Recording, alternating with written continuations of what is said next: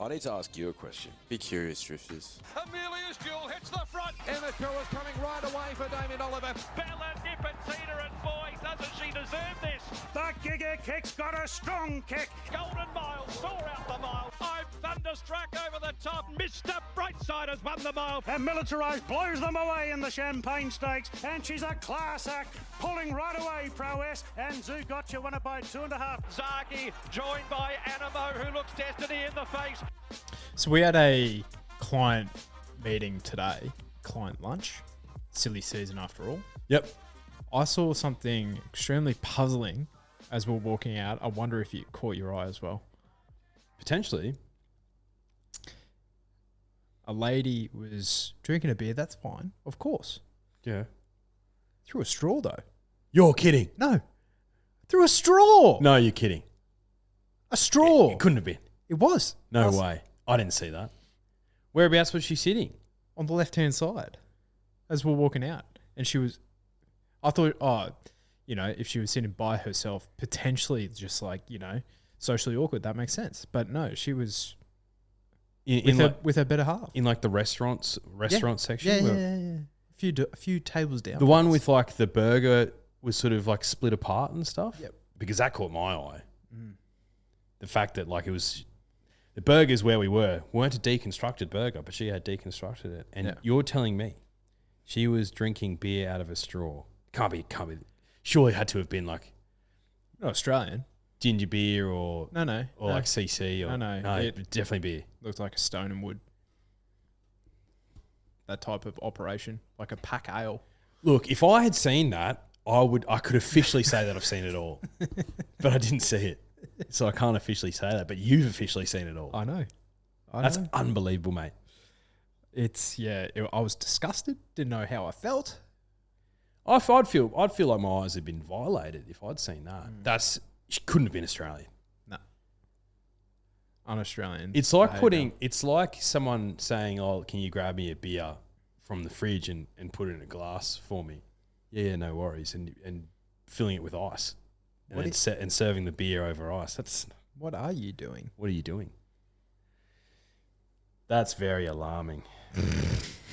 Not what you needed. No. At the height of silly season. I think I somehow just lost some brain cells just hearing that. Do you know what was a big winner today, though? The crumb steak. Yeah. Mate, it was phenomenal. Food envy. Mate, did I not play with a straight bat? Oh, yeah. That was. You took a risk. You're playing on the up, on the back foot. I came down the pitch. Yeah, because that thing could have been the driest thing you ever ate, but it wasn't at all. Sensationally cooked. Sensationally cooked. Wasn't too oily, the crumbing. A nice consistency. A good size too. Would have been about I reckon a 250 grammer. Yep. Nice thickness. Gee, it was good. Yeah, I'm very, very disappointed in my order. Just a Chicky Burg.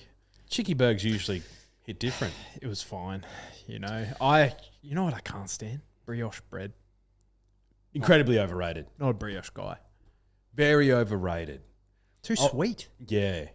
It's good when it's like that classic American burger, when you go into an actual American diner type style joint and getting a beef burger from there. Like that's a bit different.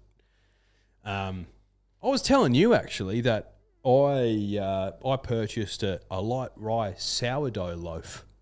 Delicious. On the weekend. It was unbelievable. Very filling. Yes. And I may have had G and I somehow procured an enormous amount of peanut butter recently. Oh, really? An enormous amount. A year's worth. Yeah. For us. Probably 10 years worth. I like peanut butter, but if I'm getting a spread, I'm getting Vegemite. Yeah. But I do like peanut butter. Yeah. So I was like, well, I'm going to indulge. Yeah. Peanut butter, honey on that bread as toast. Phenomenal. Peanut butter and butter together. Yeah, mate. Yeah. Interesting. Yeah. I've had peanut butter with honey, but never doubled down on the butters. Have to. Just indulgent. Because I'm indulging in some butter at the moment with some banana bread. Oh, big banana bread guy. And I got these really nice... I'm a big macadamia guy. Really? I love macadamias. Like, yeah. I liked them. I got these kind of like honey roasted ones. Okay. And I'll chop those up, butter my banana bread, which I toast, and they'll put the macadamias on top. That is a dish. That is a damn dish. That's a MasterChef style. Chef's kiss. Who's the bloody English guy who's got a bit of a lisp? Jamie Oliver. Yeah, that fella. Inspirational stuff. What about mashed banana with peanut butter? Oh, Because you're not a fruit guy, are you? no, mashed banana. Yeah, like, G. on toast. That's what G was rocking. Mashed banana with peanut butter. That's a bigger day. That is a massive day. That texture doesn't seem right to me. I had a bite out of it, and I was a bit wary of the mashed banana texture, but it was good. Yeah, because texture's, I think, one of the 6 things about eating. Definitely is. Yeah. Definitely is. At risk of sounding like Chad Townsend, I'm a big texture guy. Like, when sometimes you just, like, foods that you might, generally speaking, you enjoy, for whatever reason, the texture on that day is just, you're not feeling it. Yep. Avocado for me is one. Yep. Like, I have to be in the mood to have avocado. And if I bite into something and the texture, for whatever reason, just throws me off, I won't have avocado for like 3 months. Well, I'm the exact same with fruit. Yeah. I'm so specific with my apples. Has to be like... Yeah, if it's a crispy apple, no issues. But if there's a little patch that's soft, I won't eat apples for 2 years. Yeah. Do you know what? I've got a trick, and people in the office think I'm a bit of a freak for multiple reasons, but this is one of them. So I pick up an apple from the fruit bowl, the communal fruit bowl. I'm like, yeah, this one looks all right, and I'll hold it and I'll flick the side of it, and based on the kickback, the kick, the bass, the vibration that I get from that, I can determine how firm the apple's going to be. It's pretty foolproof, man. Okay. Pretty foolproof, man. Right. So take that one on drifters. You know something that red flags in your own relationship. Talking about texture, Prue doesn't have an off switch for like chucking out avos. So like just keeps them. It'll be like brown, mate. It'll be like rotten, and she'll still eat it. And she's like, do you want this bit? I'm like, no. I'll have one of the other 3 that are in the fridge. GTFO with that. Oh, mate. Actually, have you heard of beige flags? Beige flags. Beige flags. So I'm going to try and find a conversation that G and I had. So a beige flag is basically a flag in a relationship where it's not going to ruin the relationship at all, but it's just something that your significant other does, and you're just like, okay, champion. Well, that's a beige flag. Yeah. So I'm gonna see if I can find one. Was G just texting you? These are your beige flags. No, we just had this conversation via text, and G said that mine is you give off privileged white boy vibes. I was like, yup. It is my God-given right. It's my God-given right. She's like, the way you carry yourself sometimes is a bit private school, privileged, educated white boy vibes. I was like, that's very true. And G's, for example, is how she pronounces family and bolognese. Yep. So she says family, not family, and she says bolognese. Like she pronounces the G. That's a beige flag. Yep. Like I'm not gonna divorce her because of that. No, it's just like, okay, champ. Yeah, like I can move past the brown avocado. I'll just open a new one.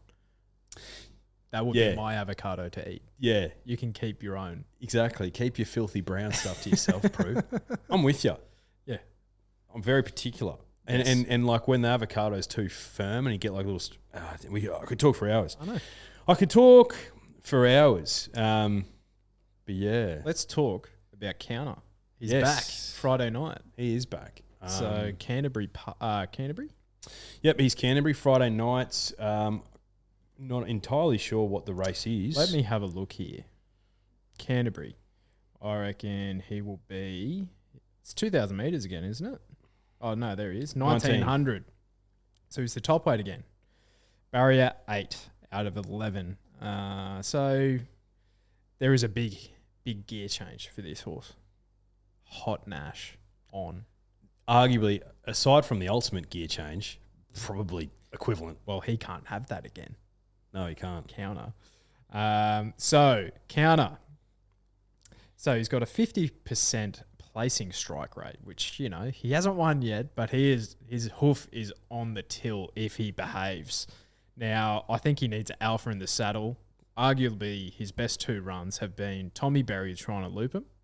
Had no other option. And then it was Tyler Schiller the other night, right? Trying to carve through the middle of him, yeah. And nearly did it. Now, the horse that Counter beat that night was Zalago, and then Zalago came out, had the run of the race, albeit, but won the country, whatever it was, at Rose Hill on the weekend. So that's elite form. The form has been franked. $6 with the good people at Ned's. $6 with Ned's. He is, I'm looking at this, the 4th favourite. So it's $3.90 the field in 11 horse field. So I think that's a price you can back. It's competitive. Yeah.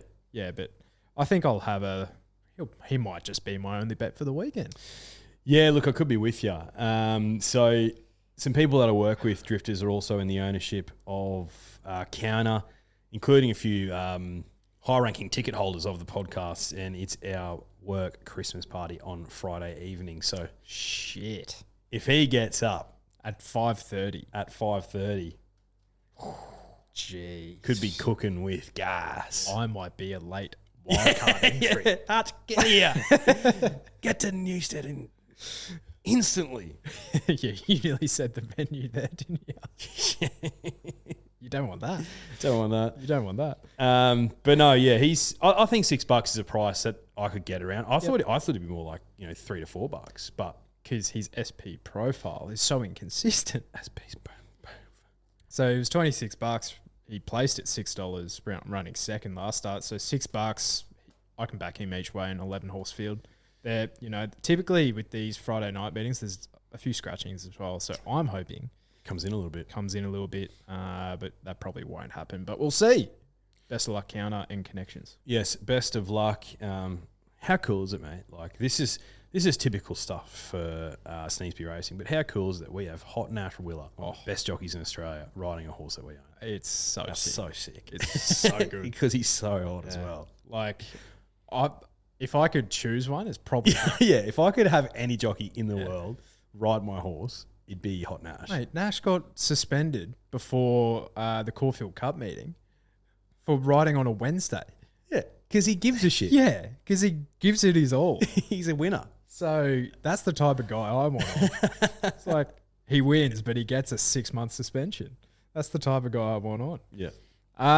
What I wanted to highlight was this little bad boy, an On The Drift Corduroy cap. Gee, that's a freshie. Isn't it? Mine's looking a bit faded, actually. Yeah, fully faded, bruh. So we said this on the review podcast that for anyone listening or watching, this is your opportunity for us to give you a little something by the end of the year, just in time for Christmas. And all you had to do was leave a review, and we'll extend it and we'll pick someone this Sunday for our final show of the year. We've had a couple of entries already. So from Stylo3692 on YouTube. Shit. Love listening / watching the podcast. No ratings on YouTube, but would be 5 stars. Thank you, Stylo. Thanks, legend. I work in the industry and love to hear the different perspectives compared to trainers, syndicators, sales companies, and vendors who I interact with consistently. I don't punt, but enjoy listening to the tips and comparing them to my own. Haven't been listening for long, but excited for the autumn podcast. I would also love a cap. Jeremiah. Stylo. Jeremiah Stylo 3692. Jeremiah. Okay. Religious name. May the Lord be with you. The Kuzify on YouTube as well. Highlight of the year was your tip on Without a Fight in the Caulfield Cup. Thank you very much. But even sweeter was coming out on top of my mates in the punk club. Let's be honest, they should have followed. Yeah. Well said. Fuck your mates. Winners win. So entries, the Apple Podcast ones take a few days to flow through as well. But get your comments and your reviews in, and we will choose someone to get a corduroy cap. Exciting stuff. This Sunday. Now, the other thing that we wanted to do before getting into this highly anticipated Northerly Stakes, Group 1, 1,800 metres way for age at Ascot. Yeah. is some autumn headlines. Mhm. I reckon we typically like, we're pretty, if we weren't twins, I feel like we have very similar thoughts, like telepathic almost. Yeah. So I've got a few in the kit bag, which I can go to, but autumn headlines, we're going to do 3 each. What's your first one? My first one is undisputed sprint champ of the world. Imperatriz wins the TJ Smith Stakes. Okay. I had I Wish I Win goes back to back in the TJ. Yeah, he's a big threat in that Yeah. race. I just think Imperatriz is more consistent. Yeah. And I don't think her best and I Wish I Win's best is that different. No. Whereas I Wish I Win, do we see his best every time he goes out there? Mm-hmm. Not really. Whereas Imperatriz, I just think she's better. Yep. I think she's more battle hardened. She's more tactical. She has more experience at the sprint trips. She's done it the hard way from what we've seen. Strings them together. The query for her is going around that way, going the Randwick way. Does she lose half a length potentially? I think we saw she's never been racing better. If she was ever going to be, for me, if she was ever going to be exposed at the 1200 meters, it was going to be down the straight. And if she was like near the speed, she was near the speed. And she got exposed way too far out, and she still was better than them. And wasn't a vintage edition of the Champion Sprint, but there was still in secret Buenos Noches there. Like In secret, it's a dual Group 1 winner down the straight 1200 Exactly. meters. And from a better barrier, could have won the Everest. And in that Canterbury Stakes, if it was that race, I believe it was. It was, yeah, with Artorius. Like she was basically leading that field. That's not a go. She needs to be midfield, bit of cover.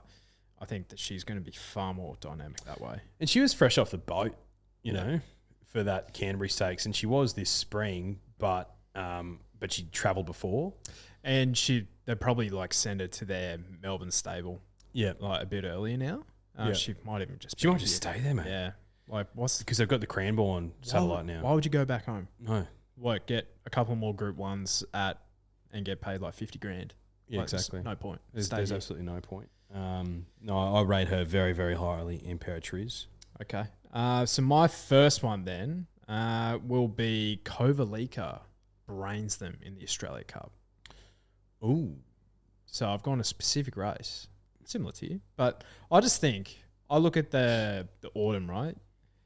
You have your absolute elites targeting, say, the Ramvet, the Tancred, and the Queen Elizabeth. The Australia Cup, there's no two ways about it. It is now the B graders fighting it out for a Group 1. I think Kovalik is better than that standard, but I reckon it's just a classic Chris Waller. I'm going to target this horse for that race. yeah, I agree. And if you're thinking about the horses that could beat him there, like I know there's a bit of discussion around Without a Fight potentially going to the Australia Cup. I'd rather have him than Kovalica. Yeah, first up though. But he'd be first up, so he might be a little bit vulnerable. But that's a good point. And you know, from what we've seen at the Cox Plate over 2,000 meters, you know, most of the finishes in that first sort of 5 or 6 were milers. Yeah. You know, we're missing a little bit of a genuine 2,000 meter horse. We are. And that's what I was thinking. I was like, who's going to go there? Like probably Alligator Blood maybe, but I don't know. Like I prefer Kovalica over the 2,000, like a really genuine 2,000 meters over Alligator Flemington, Blood. big track. Flemington, yeah. No, that's well found. I didn't give Kovalica any thought in the autumn. Not that I don't think he can feature. He just didn't spring to mind. Well, he was pretty competitive in those like better races, and nothing went right for him. He finished last in the Golden Eagle, but like there was a myriad of excuses there. I think he's pretty good. Like he's one of the better Queensland Derby winners that we've had. Oh, definitely. Yeah, easily. Yeah. Yeah, Chris Waller at the moment, like he's got like your Kovalicas and your Aussie Pankos and your communists and your communists. He doesn't train communists, but That style of horse. yeah, I rate Kovalica far better than that's what I was Spanko. thinking. So I think if he's going to target one at an Australian Cup, he's going to do Kovalica. Well found. I've got a specific horse for a specific race. Mare on the Rise, Prowess wins the Queen Elizabeth. Oh, She that good? Oh, I think she's very good. She was flat. Had to get rehooved for the Champion Stakes. Second up syndrome. I think she's very good, mate. Back around that way as well, the New Zealand way of going. Another 3 or 4 months just to furnish out a little bit.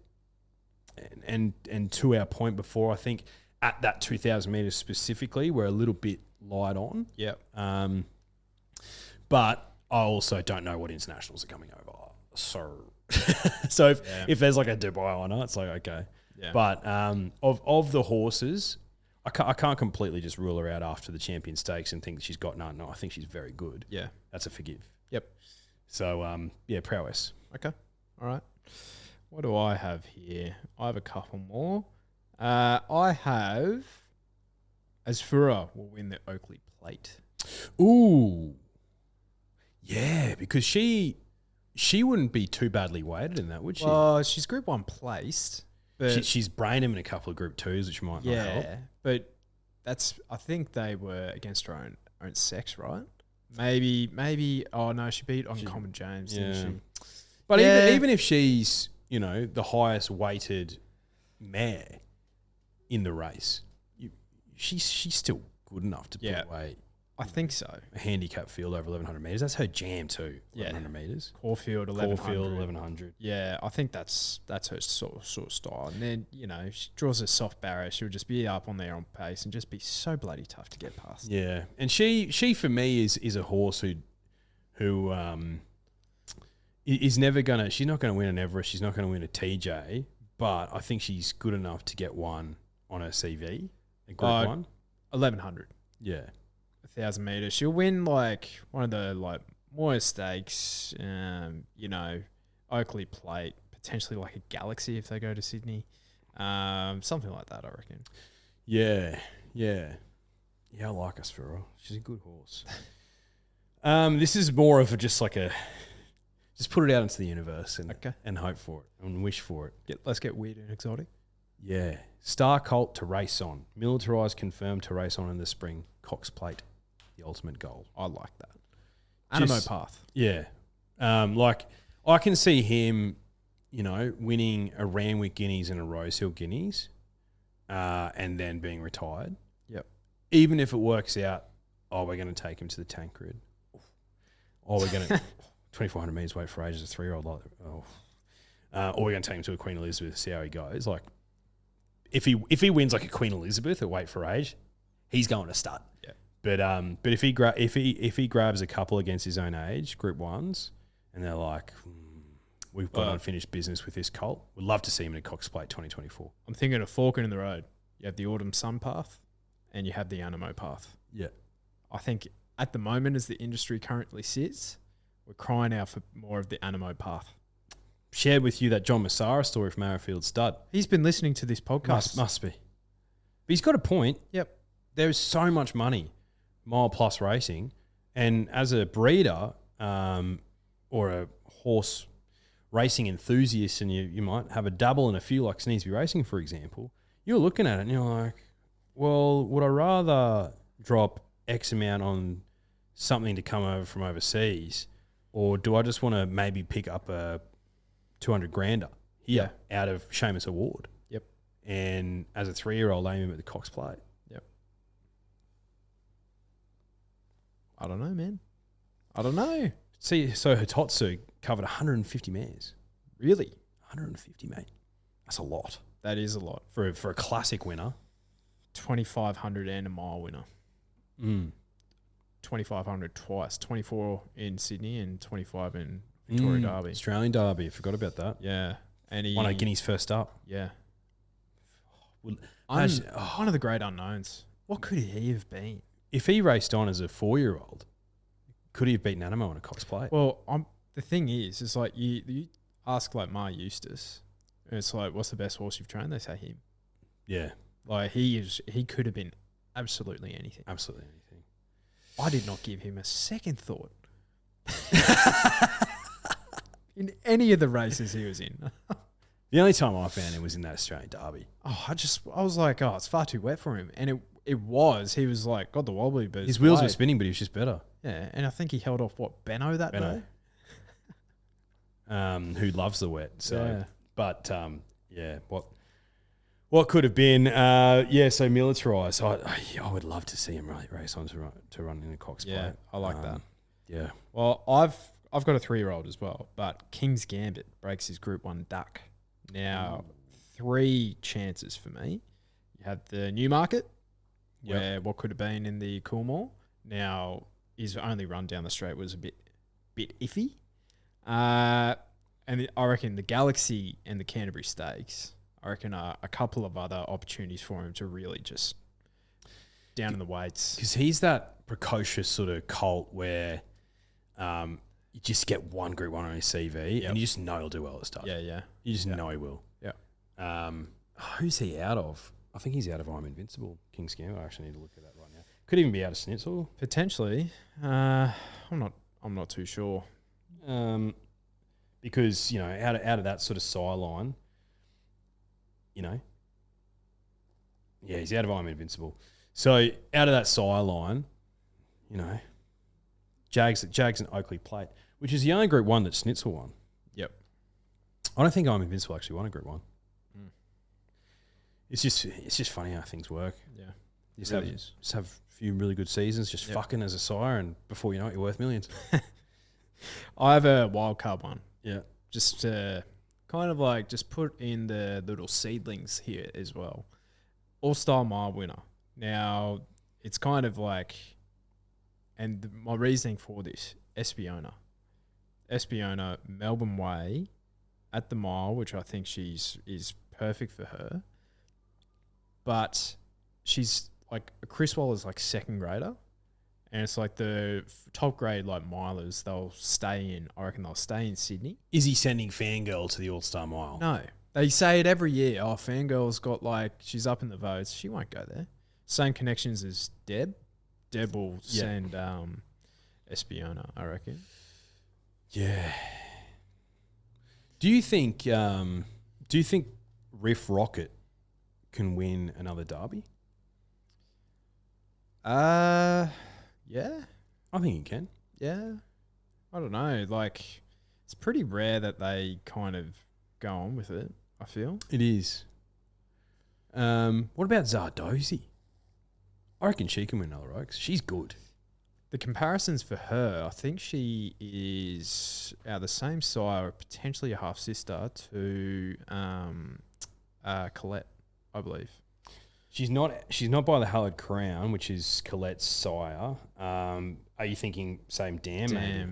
I think. We're just indulging ourselves here, drifters. So deal with it. Okay, so Zardozi's out of Kingman, and Chandiri is the Dam, but I don't know who Colette's Dam is. Well, no, Hallowed Crown and Libretto. So Colette's got the same sire as Volana. Right. Okay. Well, I don't know. Zardozi was very impressive over 2,400, 2,500. Compared to our recent Oaks winners, she just showed like an electric turn of foot, which you don't really see. Yeah. She could be one who, as a 4-year-old goes on to weight for age, 2,000 metres.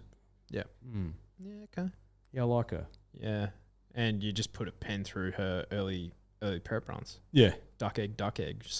Just wait to 2,000 metres plus. Yeah. Especially against her own age as a 3-year-old. All right, sick. Let's get on to the Northerly. I know this is what everyone's been waiting for. The last Group 1 of 2023. Race 8 at Ascot. The Drummond Golf Northerly Stakes. 1,800 metres. Group 1. Wait for age. J-Mac flies over to Ascot. He's not there for a holiday. No, he's not. He reunites with Zaki. Now, I could be mistaken. The last time he rode Zaki, was that in the Champions Stakes a couple of years ago? No, because he would have won. He would have been on Animo. No, but remember the first one that he won. But it was last time was on him was Doom Cup. $2 favourite. Zaki can go down as a short price favourite. He sure can. So that's your risk here. That's why you're getting $2.60, not $1.60. Barrier 10. Fine. Yep. Fine. Comes across. Yep. Fine. This is the way I'm thinking about it, man. Okay, please indulge. It's everything that I said last week about Overpass. Take Overpass out and put Zaki in and change whenever I was talking about Everest form to Cox Plate Wait for Age form. Copy and paste. Copy and paste it. Don't overthink it, drifters. Do you really think the next two in the market, Al Safina and Bustler, first and second in the Railway Stakes, a handicap race where the winner had 53 kilos, and so did she, Al Safina, coming second, going to Wait for Age over 1,800 metres against the likes of Zaki? You really think I'm taking single figures for them as opposed to the $2.60 for him? Here's the question you need to ask yourselves. Would the likes of Bustler and Alsafina get within 1.5 lengths in a Cox Plate with that torrid run where you're doing wide things early in the race to Romantic Warrior? Absolutely not. Absolutely not. No, not a single parallel universe. Would that be the case? No. Happy to have egg on my face. That's the thing, though. Like, if one of those comes out and just breezes past him, you're like, so be it. Would never have done it. And if you find them, congratulations, because you're getting $7 for Alsafina, $9.50 for Bustler. The weight swing for those two horses makes sense, but no. There's no Amelia's Jewel here. No, there's not. Like, if she was here. Yeah. Well, yeah, Zaki's got some competition. But this is Annabelle Neesham just being like, okay, all things considered, he's had a pretty light prep. Yep. My old boy. This thing is worth what? The Northerly. What, 1.5? $1.5 million. Yeah. She's looking at that being like, yeah, I'll have some of that. Yep. Exactly what Overpass did last week. Yeah. So when he wins this race and the camera pans to Annabelle Neesham, it's not going to be like, yeah. It'll be like Beyond being like, okay, good. Yeah. I'm relieved. I thought so. Yeah. That's exactly what's going to happen here. One or two things will happen here. Zaki will win by, I don't know, 1.5, 2. Just being Zaki. Or he'll fail and this will be the last time we ever see him. He's 9 years old. Yeah. Like, that's what will happen. I'm in the former. He hasn't shown me... He's been competitive. Like, he's been extremely Yeah, competitive. he hasn't shown me this prep that he's done. No. Like, third in the Wing Stakes, first up, 4 weeks between runs. Second, to think it over in that 7 stakes, with dumb race. 6 in the Cox Plate, but the six is a lot better than what it reads. Absolutely. To your point, exactly. Oh, 6 weeks between runs there. And then fourth in the McKinnon, the Champion Stakes. You almost view that Champion Stakes as like a bit of second up syndrome because he was that 6 weeks between runs. Exactly. So it's like, and you know, he is 3 or 4 weeks between runs here, but if he runs up to his Cox Plate run where he had a bit of gap, like he's clearly the horse to beat. Clearly. And at the start of the carnival, I was like, I want to stay with the locals. I can't. Because none of these are going to do what these horses did in these elite top tier races. We saw with Overpass last week. Like, I don't think he was... I think his best run ever is the Doman Cup, Doman 10,000. Yep. That's his best run ever. Yep. And he needed to be close to that to win that race, relatively close, and that's what he was. Yeah. And Zaki, if he runs exactly how he ran last start in the McKinnon, he wins this race. I agree. So now, you know, I'm not going to stop there. He isn't my starting and finishing point because I want to find one at a bit of a price. Now there is one that down in the weights, not down the weights, down the bottom. I reckon at a decent price could run a good race. Down in the ratings. Now there is a horse here who is up and coming, and I think the key to this horse is good ground, which this horse will definitely find. Not a lot of speed in this race either. This could be one of the great swan songs for Damien Oliver. Gay Waterhouse, Adrian Bott, Zoom On, number 3. Barrier 15, don't worry about that. There's only 3 leaders in the race, and there's Zaki, Marucci Chino, and Zoom On.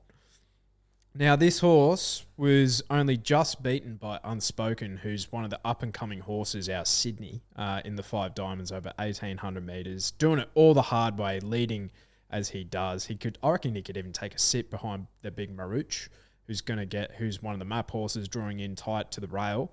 But he could even just like potentially take a sit behind Zaki, be in front of Zaki in that second lane, and he'll be awfully hard to get past, I think, Zoom on. So I think it's incredibly good placement. Third up, he's had 4 opportunities, 3 wins, picks himself at $18. Good price for him. The one I was alluding to was Stephen Parnham's on, number 15, Zip Away. So Stevie Parnham was on Bustler, I'm pretty sure. Yeah, he was. And was like, nah, screw that horse. I'm going to go on a Zip Away. A bit of a Parnham affair there. But $12, short enough, but has been in and around, the sort of the form races at a lower grade in Ascot. So, yeah, this is a big step up for him, but light in the weights, 52 kilos, a 3-year-old.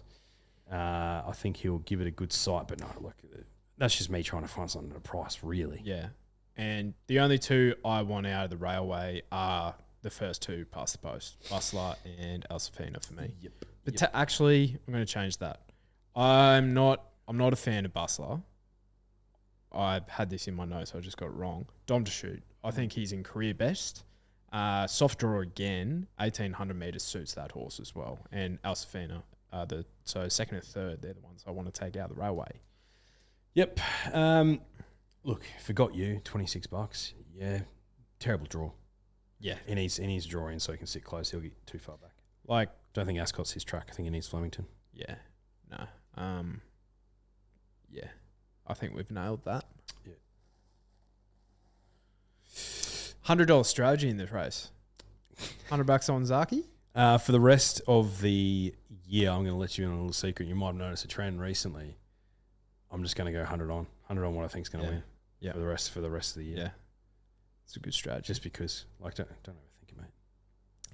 I overpassed, stifled my run of outs, which have been aggressive for a long time. The Flemington Gunnel wasn't good. It was not good. Wasn't good. So yeah, I'll be the same. Potentially, I might have a $10 Quinella with Zoom on just at the $18. That is a huge price. It's a big price. And the Perth Prince he turned a profit last week because he had a 1x3, which is very respected and loved on this podcast. Yes. Ripcord. I gave that horse absolutely none, so he ran better than what I thought. Well done, Prince. Who was I to question you? Well, that's about it, mate. I think I like the autumn headlines. So I reckon on Sunday we almost do a little trip down memory lane almost of what our favourite, I guess, races were of the year, moments on the podcast, that sort of stuff. Do you know what goes off on YouTube when creators do 2023 Wrapped or that year Wrapped? So I think we do an On The Drift 2023 Wrapped. Yep. Yeah, try and think of some highlights. Discuss them, reminisce. Yep. On the good times. Animos Cox Plate Win wasn't this year, was it? Nah, it was last year, mate. It's probably my highlight ever in my entire life. Been a big year. Huge year. Next one will be big too. Yes. It's looking promising. Been a lot of fun. Yes. All right. We'll see you Sunday for the last time in 2023. Catch ya.